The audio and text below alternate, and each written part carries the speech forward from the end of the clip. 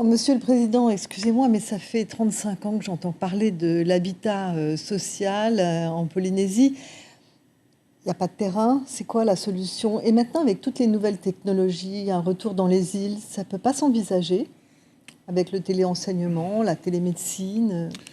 J'ai le même espoir que vous. Dans les îles, il n'y a personne, on est d'accord? Les conditions de vie sont complètement différentes.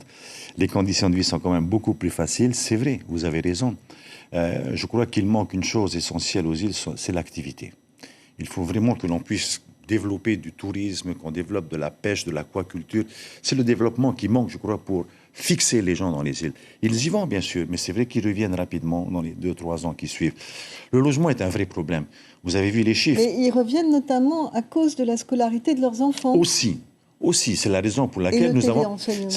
Oui, alors, lycée, collège, effectivement, ils sont obligés de se déplacer. Nous avons développé la construction d'internats sur les îles du Vent pour pouvoir recevoir ces gamins et les mettre surtout dans de bonnes conditions de travail, surtout le week-end, qui pose problème. L'arrivée de Ngatitua va effectivement nous permettre de développer le téléenseignement que nous développerons d'abord dans un premier temps dans le secteur du primaire. Mais c'est vrai qu'on devrait pouvoir garder nos gamins dans les îles parce que, comme vous le savez, ces gamins, lorsqu'ils viennent à Tahiti, bien souvent restent à Tahiti. Et c'est aussi, ils font le lit de la délinquance ici, en ville. Oui, c'est peut-être là qu'est l'avenir, c'est dans les îles.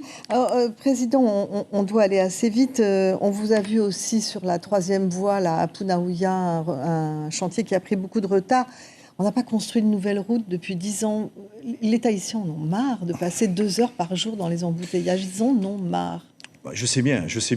Il y a effectivement un problème de coordination des intervenants sur cette route qui a fait qu'on a pris du retard. Mais il faut développer d'autres voies, c'est certain. Nous regardons, et c'est la raison pour laquelle j'essaie de pousser aujourd'hui, j'ai demandé au ministère de l'Équipement de commencer les travaux pour la route du sud de ce fameux Tiaranui qui dort depuis un certain nombre d'années, pour laquelle nous avons fait des acquisitions. Mais vous avez bon espoir d'y arriver? Nous allons, oui, j'ai espoir. J'ai espoir que les premiers engins commencent à travailler d'ici 2 ans. Je vous assure. Il y a un autre projet qui est important, c'est la voie qui doit contourner Papeete, la fameuse route, vous savez, qui doit passer au-dessus de Pamatai pour rejoindre Saint-Hilaire et à terme pour rejoindre Punavia par le lotissement en Miri. Ce projet, nous sommes dessus et je l'espère en tous les cas, dès que nous aurons résolu le problème d'arriver sur Papeete, pouvoir lancer ce chantier. C'est vrai, c'est lent.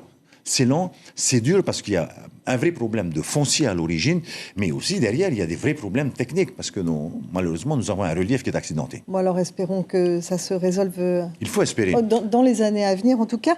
Un dernier mot, vous êtes satisfait du résultat des Européennes en Polynésie? Oui.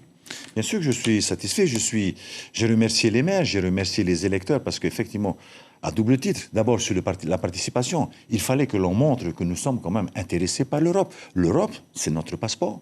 C'est les interventions européennes du Fonds de développement ici. Mais l'Europe, c'est aussi une politique forte de Macron. Et j'ai souhaité, au travers de ces élections, envoyer un signe fort au président de la République pour dire que nous le soutenons, nous le remercions pour le travail qui a été fait en Polynésie française, mais aussi nous le soutenons pour l'avenir.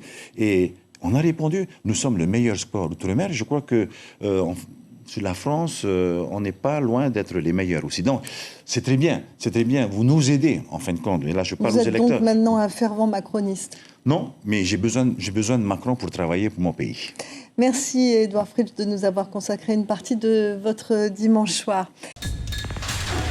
L'information en continu sur Polynésie la Première, Internet et réseaux sociaux.